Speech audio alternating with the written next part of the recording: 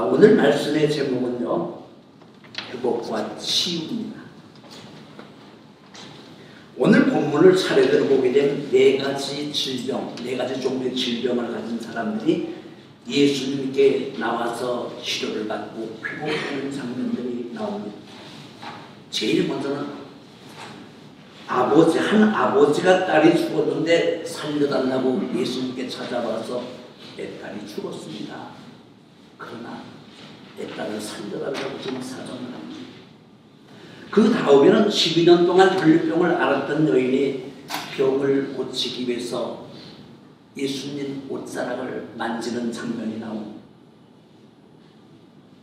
그리고 그 다음에는 두 사람, 눈이 모든 장님이 두 사람이 예수님을 쫓아와가지고 다윗의 자손이여 우리를 불쌍하게 여겨달라고 사정을 합니다. 그래서 예수님은 또 그들을 치료해 주십니다. 마지막으로 네 번째는요, 귀신 들려 말 못하는 사람들이 예수님께 데리고 왔습니다.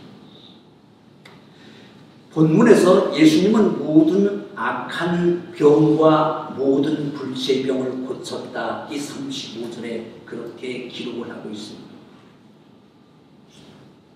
이 네 가지 종류뿐만 아니라 예수님의 사역에서 가장 많은 부분이 질병을 치유하는 장면이 사복음서에는 많이 기록되어 있습니다.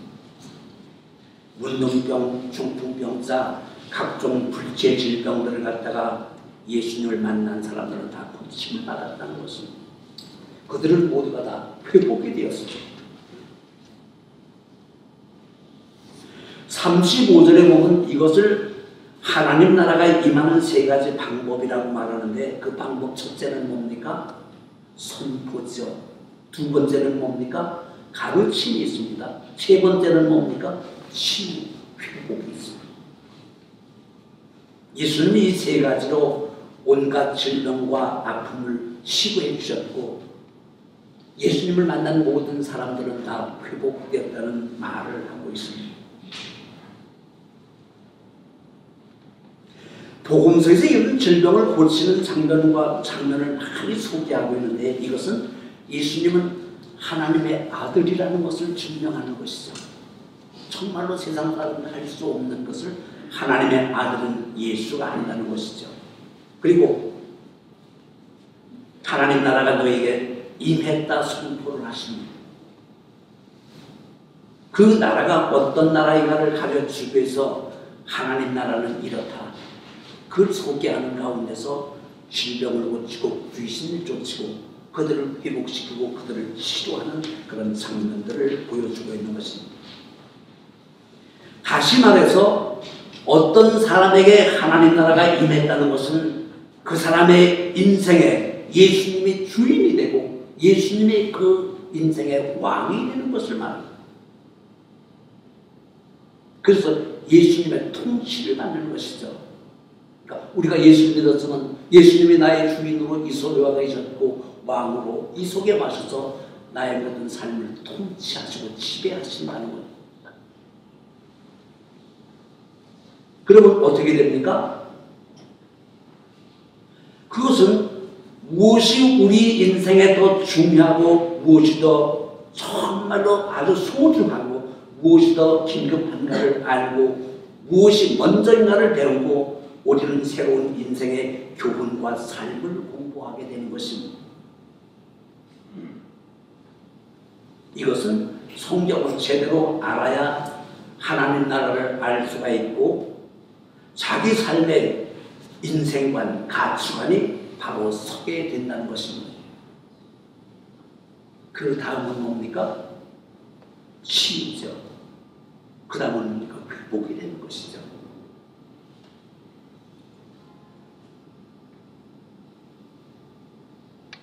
이 모든 것들이 우리가 예수를 믿어도 실제의 모든 삶의 변화가 일어나는 것을 말하는 것입니다. 질병이 고쳐지고 귀신이 쫓겨가는 그런 모든 속에서 하나님은 살아계시고 역사하신다는 증표를 보여주신 것이죠. 그러면 우리 인생에서 그 영혼이 만족하게 되고 뼈가 견고해지고 물된 동상 같고 물이 끊어지지 않는 그런 샘물 같은 인생을 살 수가 있다는 것입니다. 그러면 한 영혼이 질병에서 고침받고 귀신은 떠나가고 문제가 회복되는 역사가 시작되는 것, 이것을 성경에서는 구원이라고 말하는데 우리는 이것을 축복을 받았다 그렇게 말합니다. 우리가 예수를 제대로 믿으면 그 사람 속에 있는 문제들, 막히고 뒤섞이고 안되고 불가능한 일들이 예수 이름으로 저절로 해결되는 것을 우리가 볼 수가 있다는 것입니다. 그러니까 내 힘으로는 안되고 울어도 안되고 힘써도 안되는 일들이 정말로 저절로 되는 것처럼 그런 느껴짐이 있다는 것입니다.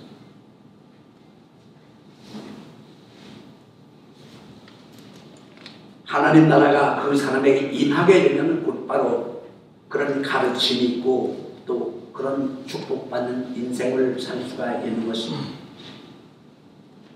그렇게 되면 우리가 부자유스럽던 막힘이 뚫어진다는 것입니다. 귀가 열리고 영안이 열리죠. 눈이 열리는 것입니다.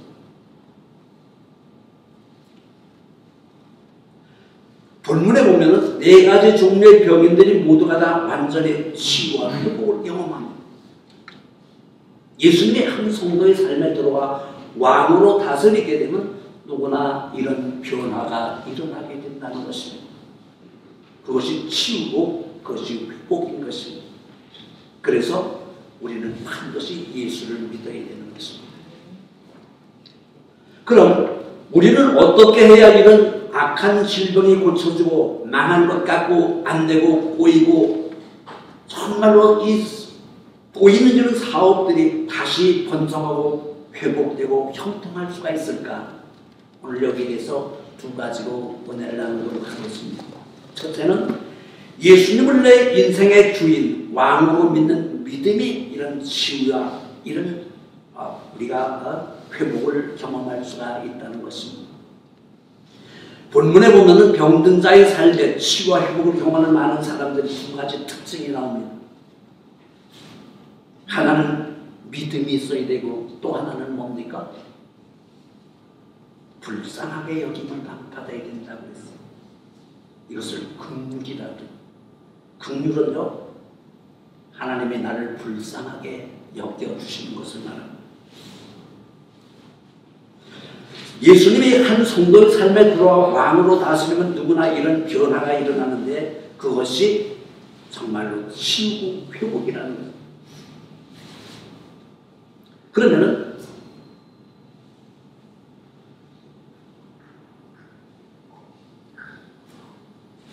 믿음이 있는가 없는가를 우리가 뭘로 증명합니까? 지금 보면 믿음이 있어야만 이런 일들이 이루어진다고 그러는데 그럼 나에게 믿음이 있는가 없는가를 뭘로 증명합니까? 기대감이죠. 기대감이 있어야만이 그 믿음을 가능할 수가 있다는 것입니다.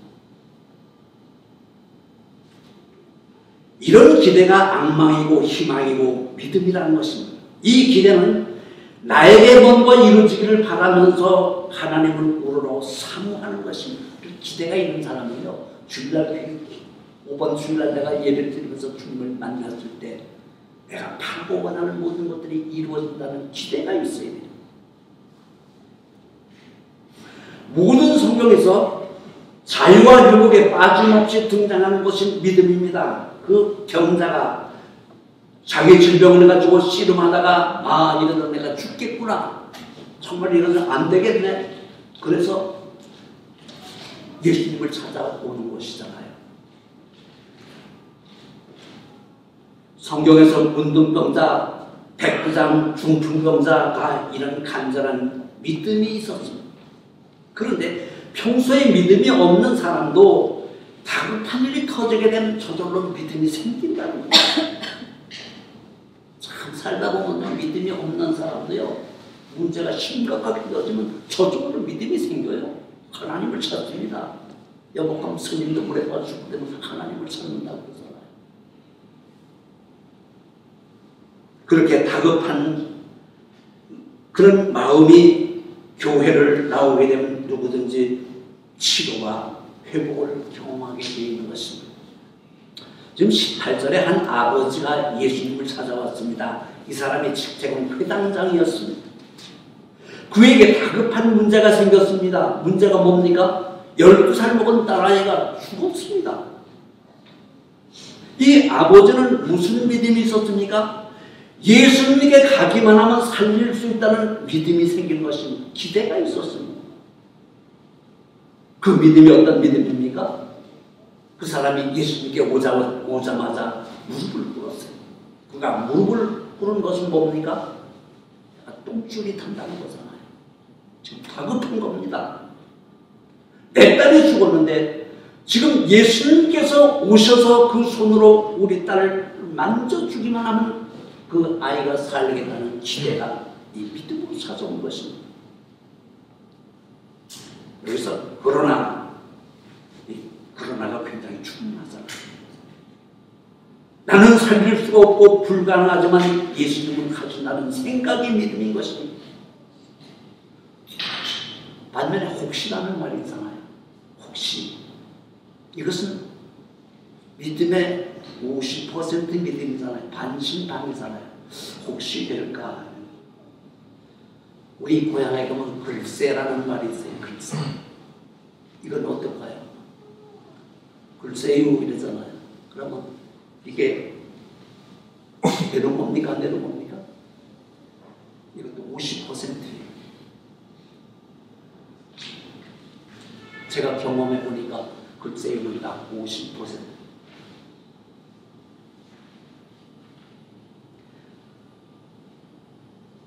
히브리서 11장 6절에 보면 믿음이 없이는 하나님을 기쁘시게 할 수가 없다고 했어요. 여기서 믿음은 하나님의 말씀, 하나님의 능력의 믿음이라는 빨대를 꽂고 여기서 따로 놓는 겁니다. 하나님의 말씀, 그 능력과 권세가 있는데 나는 그런 것이 없어요. 여기다가 꽂아놓고 빨아먹는 거잖아요. 이게 내 믿음을 만드는 거예요. 정말로 그리스도의 능력의 진액을 빨아먹는 것. 성경에서 모든 하나님의 말씀은 일방적인 하나님의 주장이죠. 하나님 해라 말하라 이렇게 의견을 듣고 하나님 말씀하시는 거 아니잖아요. 우리는 그 하나님의 주장에 톤을 나지 않고 무조건적으로 찬성하고 동의한다는 뜻으로 아멘을 하는 것입니다. 받아들인다는 것입니다. 100% 받아들인다는 것입니다. 이런 믿음이 우리는 우리의 모든 질병을 고칠 수가 있고 우리의 모든 안 되는 일들이 회복되는 역사가 시작된다는 것입니다. 그런데 하나님 말씀에 토를 달고 불만이 많고 동의하지만 어떻게 됩니까? 이게 불신이잖아요. 이런 사람은 죽어도 질병을 고칠 수가 없고 그가 원하는 모든 것들을 만족해 이룰 수가 없다는 것입니다. 20절에 한 여인이 예수님께 왔습니다. 이 여인의 병은 혈루증인데 지금 12년 동안 앓았다고 그랬어요. 아주 지긋지긋하잖아요. 그 당시 이스라엘은 이 혈루병을 문둥병과 똑같이 취급했기 때문에 격리되어 사는 사람이었습니다. 그런데 이 여인에게 믿음이 생겼습니다. 13절에 보니까 이 여인의 믿음은 뭡니까?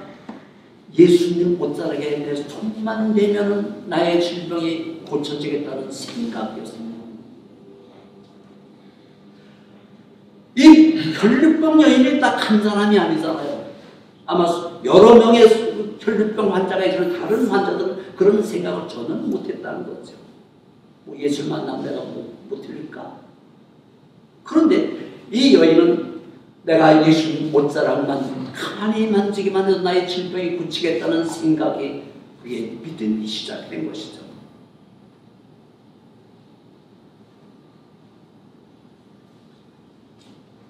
(22절에) 보니까 예수님이 그 여인을 보시고 나라 내 믿음이 너를 구원하였다 했어요. 이 구원이라는 말은요 두 가지가 있죠. 첫째 구원은요 우리가 몸은 죽어도 나의 영혼은 죽지 않고 천국에 가서 영원히 사는 것이죠. 이게 최고의 구원입니다. 두 번째 구원은 뭡니까? 우리의 질병, 우리의 가난, 멸시와 천대, 이 땅의 삶에 사는 모든 삶의 어려운 문제들이 해결되는 것이죠. 이걸 생활의 구원이라고 저는 말하고 싶어요. 이 두 가지가 굉장히 중요합니다. 그리고 여기 종말이라는 말을 좀 보태야 돼요. 이 종말이라는 것은 두 가지 종말이 있어요. 첫째 종말은 뭡니까? 우주 만물이 망하는 것이죠. 완전히 끝나버리는 것이죠. 이게 종말이에요. 그런데 우리 각자의 인생의 종말이 온다는 것입니다. 각자의 인생의 종말이 있어요. 이 두 가지 종말을 놓고 봤을 때 우주 만물이 망하는 그런 종말이 오기 전에 내 인생의 종말이 먼저 오게 되어 있습니다. 그런데 자꾸 이단들이 이것을 갖다가 막 공포, 두려움을 가지고 예수님이 언제 온다, 망한다, 망한다. 그리고 뭘 요구합니까? 헌금하라잖아요. 참, 우리 교단에 정말로 나는 목사가 하나 있어요. 만나고 그랬죠. 야, 너 뭐, 나라가 다 망한다는데 왜 헌금을 받냐? 너 왜 그 돈 가지고 땅 사냐?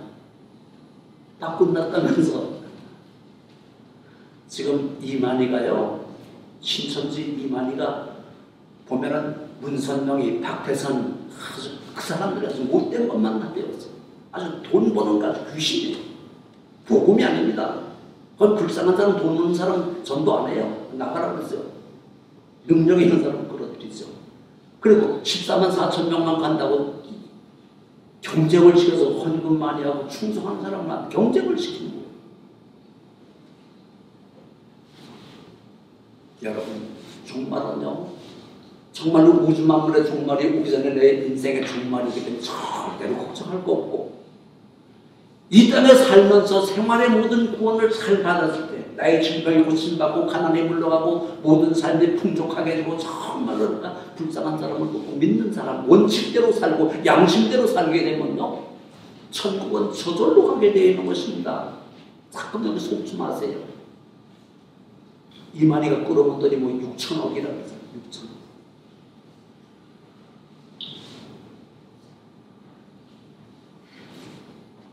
본문에서 가장 우리의 눈길을 끄는 말씀이 여러 번 반복되는 말씀이 있는데 뭘까요? 주님의 손이죠. 주님의 손. 주님의 손으로 만져주셨다. 예수님이 그들이 아주 아픔을 불쌍히 여겨 어루만져 주셨다는 것입니다. 예수님의 손으로 어루만져 주시면 어떤 질병이 고침받았습니까? 18절에 보니까 죽은 딸이 아버지가 예수님께 나와 무릎을 꿇고 다급하게 한 말이 뭡니까? 오셔서 우리 아이에게 손을 얹으면 우리 딸 아이가 살아날 것입니다. 이것이 아버지의 믿음이죠. 그 아버지의 간절한 믿음은 예수님의 손만 얹어주시면 죽은 내 딸이 살아난다는 것입니다. 그런데 예수님께서 그 집에 가셨을 때 이미 장례식이 진행되고 있었습니다.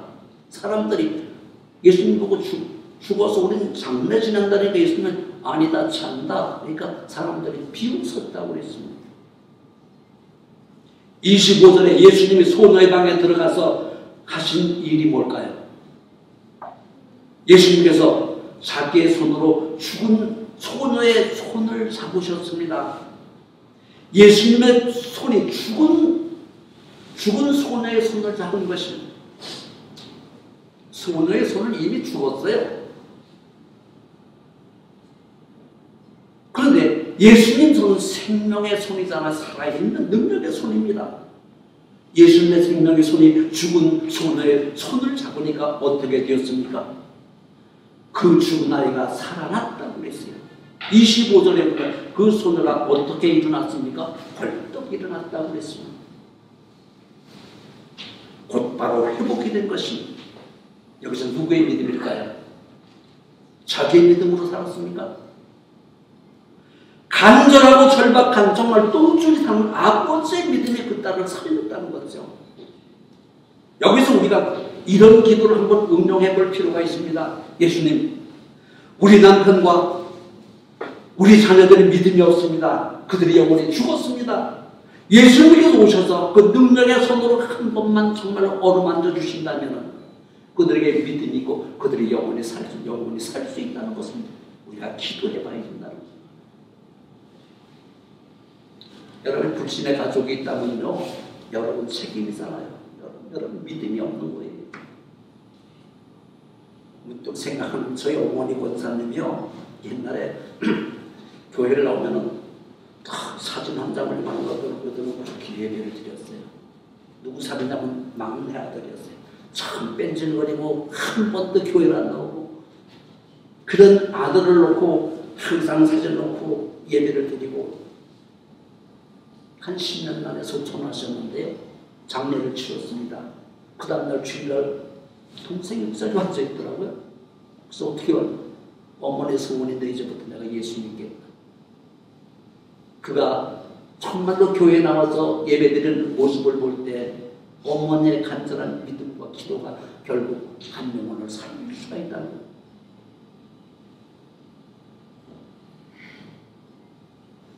(27절에) 보니까 맹인이 나오고 32절에 귀신들이 말 못하는 사람이 나옵니다. 여기서 흥미로운 것은 눈먼 사람들은 자기의 믿음으로 예수님께 나오는데 귀신 들려 벙어리 된 사람들은 다른 사람들의 믿음으로 말미암아 예수께 데리고 나오잖아요. 한 사람이 치유되는 일과 그 인생에 고장난 것이 고쳐주고 회복되는 일에 당사자의 믿음도 중요하지만 때로는 주변 사람들의 믿음이 중요하다는 것입니다. 남편의 믿음, 아내의 믿음, 자식의 믿음, 부모의 믿음, 정말로 정다운 이웃의 믿음으로 말미암아 우리는 구원받을 수 있는 길이 열려 있다는 것입니다. 주변 사람의 믿음도 매우 중요하고 효과가 있다는 것입니다. 그래서 제가 한국에서 목회할 때 보면요, 다 권사님이 다 영안이 열린 분들은요, 참 기도해야 하는 분을 찾아요. 꼭 선물. 왜 선물할까요? 나를 위해서 기도하라는 거죠. 근데 그렇게 받고 나면은 기도가 왜 안 됩니까? 하나짜리 정남에서 부담이 있는데 갚아야 되잖아요. 뭘로 갚아요? 기도로 갚아요. 엎드려서 1시간, 2시간 기도하는데 할 일이 너무너무 많은데 고전이면 주님도 고전이면 잘 되겠다는 이런 기도가 저절로 나오잖아요. 여러분 성공하는 비결이요, 기도만 하면 가서 선물 좀 줘보세요. 인생이 확 저절로 열리는 경우가 있습니다.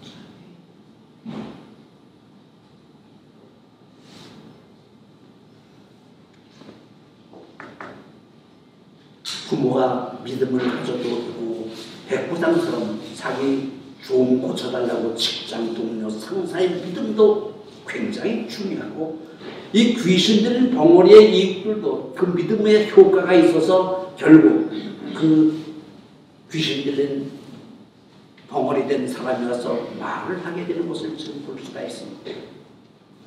28절에 예수님과 눈먼 소경 두 사람의 대화가 나옵니다. 예수님은 어떤 경우에 믿음을 보시고 곧바로 고쳐주시지만은 때로는 그의 믿음을 시험을 해보신다는 거죠. 지금 28절, 29절에 지금 물어보잖아요.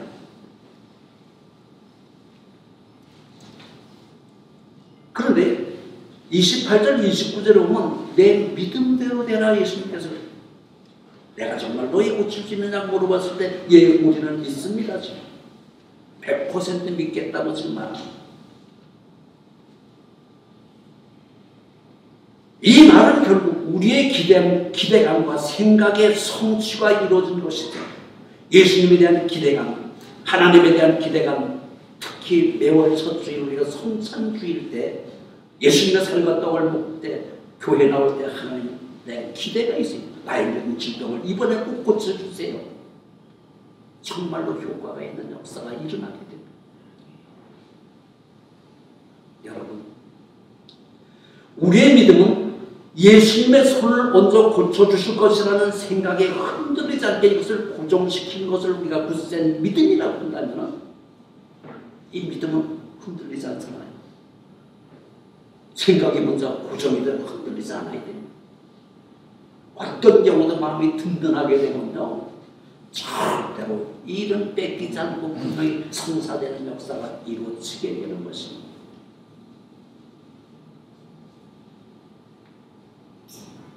예수님은 여러분의 상황이 스스로 절망이라고 생각하는 문제는 문제가 아니라고 하십니다.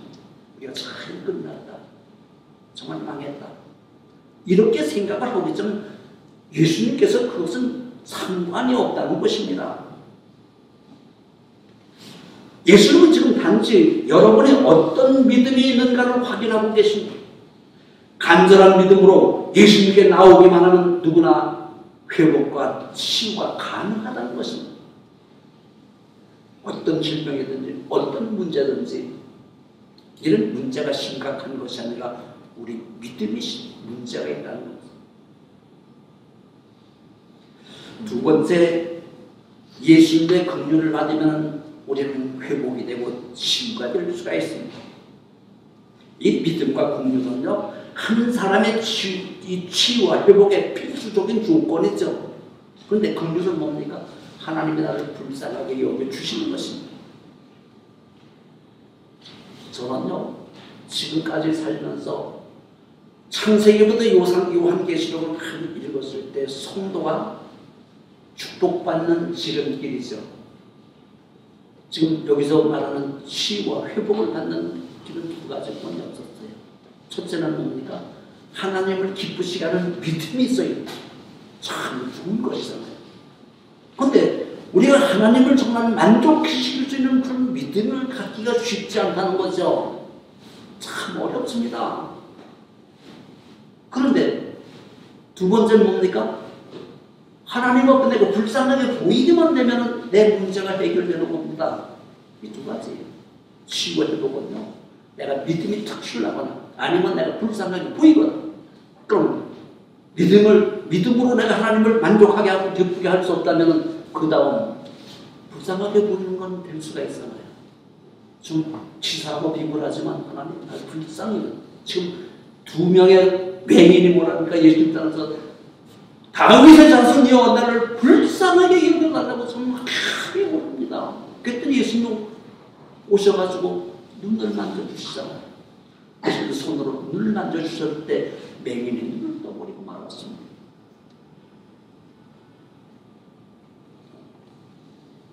(12년) 동안 정말로 혈류병을 앓던 여인이 내가 예수님 손만 옷자락만 한 번 만지면 병이 낫겠다고 해서 슬그머니 가서 많은 사람들이 그 만지는 모습을 보고 예수님이 그 여인을 불쌍하게 여기셨다고 그랬어요. 그 믿음도 믿음이지만 예수님께서 불쌍하게 여겼을 때 12년 동안 앓던 그 극심한 질병이 한순간에 멈춰버리고 말았다는 거예요. 여기서 이 여인의 믿음은 무슨 믿음일까요? 저는 생각의 믿음이라고. 믿음은 이런 생각이죠. 예수님은 내 인생의 해답이 된다. 예수님은 내 편이시다. 이런 생각이 굳어져야 됩니다. 이런 긍정적인 생각이 믿음이 되는 것이죠. 하나님은 무조건 된다. 내가 하나님만 믿으면 무조건 그분께서 해결해 주실 것이다. 이 생각을 고정시키는 것이죠. 그렇게 되면 이 믿음이 반석 위에서 흔들리지 않게 되어 있습니다. 그럼 불신앙은 뭡니까? 내 인생, 이 상황 하나님이 오셔도 안 되고 못 고치고 불가능한 생각이죠. 나는 끝났다. 예수님 만져주시면 된다고?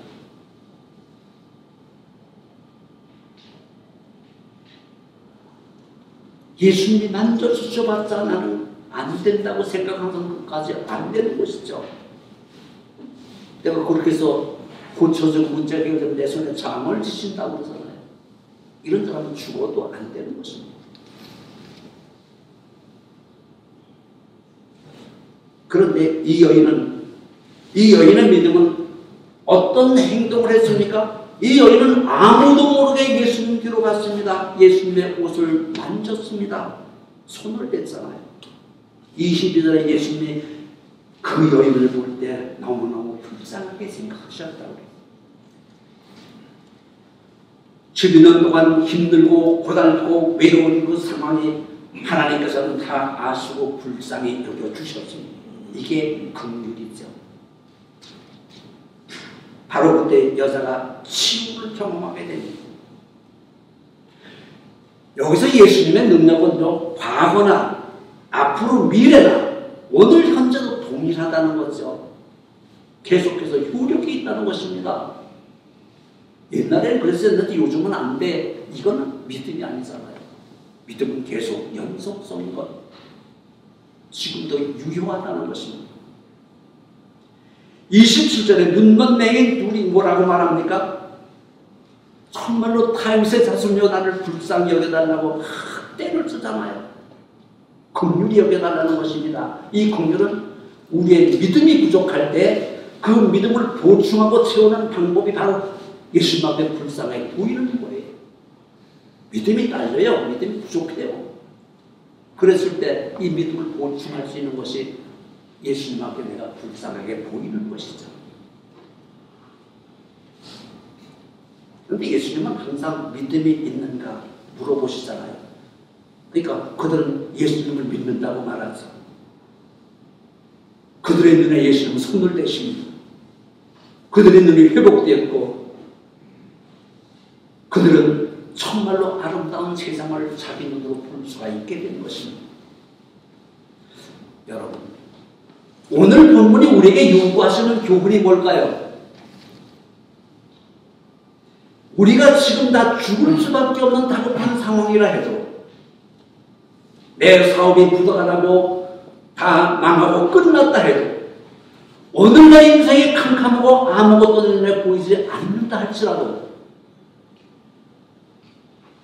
기도하기만 하면 한 가지 소망이 남아있다면 그래서 마지막으로 예수님께서 나를 불쌍하게 여겨주시라고 간절하게 기도만 한다면 우리는 어떤 문제든지 해결될 수 있는 시작을 정말로 치유가 되고 회복이 되는 역사를 경험할 수가 있게 된다는 것입니다.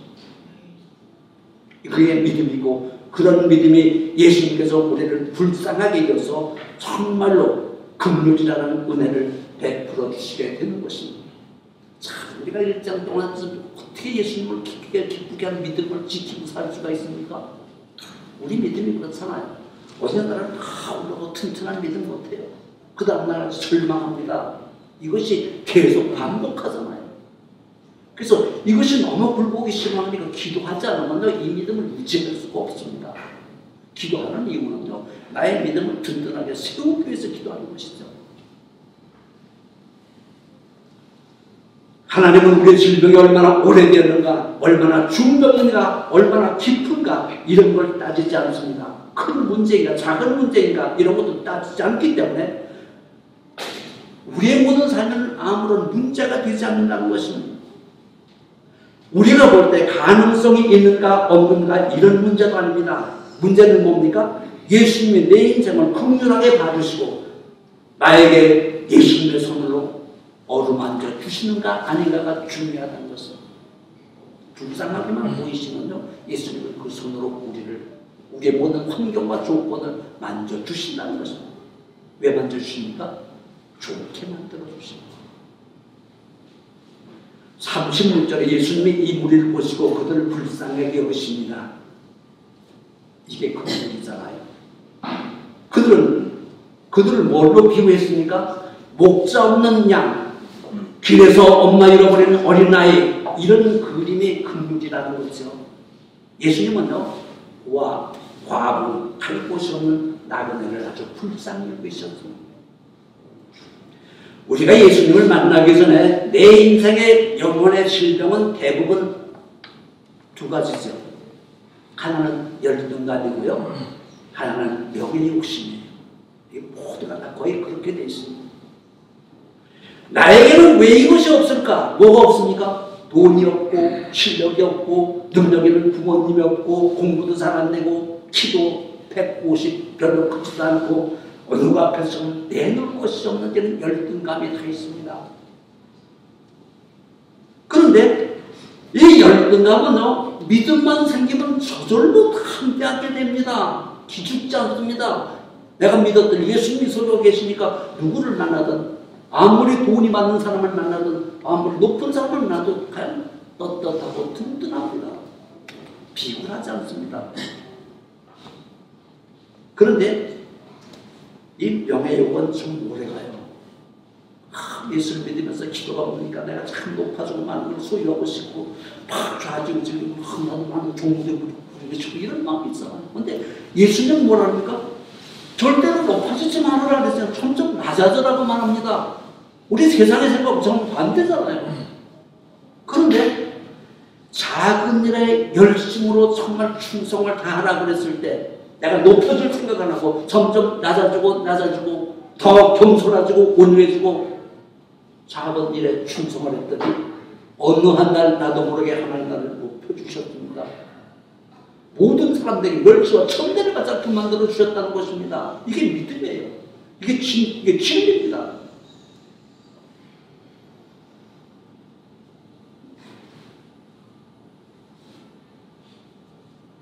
우리가 예수를 믿고 축복받는 방법은 두 가지 방법뿐이 없습니다. 하나는 하나님을 기쁘시게 하는 믿음이고, 둘째는 내가 하나님 앞에 불쌍하게 보이는 것입니다. 여러분 정말로 치유와 회복을 원하신다면 반드시 믿음과 긍휼 이 두 가지를 깊이 깨닫고 정말 믿음이 좋아져야 되고 정말로 예수님께 늘 불쌍하게 보여야 된다는 것입니다. 그런데 여기서 믿음은 우리 몫이에요. 긍휼은 누군? 예수님 몫이죠. 한 주간도 세상 나가셨을 때 긍정적인 생각으로 더욱 믿음을 든든하게 고정시키고 예수님께 불쌍하게 보임으로 반드시 치유와 회복을 경험하는 여러분 되시길 예수님 이름으로 축원합니다. 아멘. 만복의 근원 되신 우리 아버지 하나님, 오늘 말씀 속에 정말로 우리가 어떻게 하면 하나님을 기쁘게 해준 믿음이 생기는가, 어떻게 하면 하나님 앞에 정말로 긍휼하게 보일 수가 있는가를 다시 한번 깊이 생각하고 가는 것마다 주님 앞에 더욱 겸손하고 온유한 능력의 성도가 될 수 있도록 축복해 주옵소서. 예수님 이름으로 기도드리옵나이다.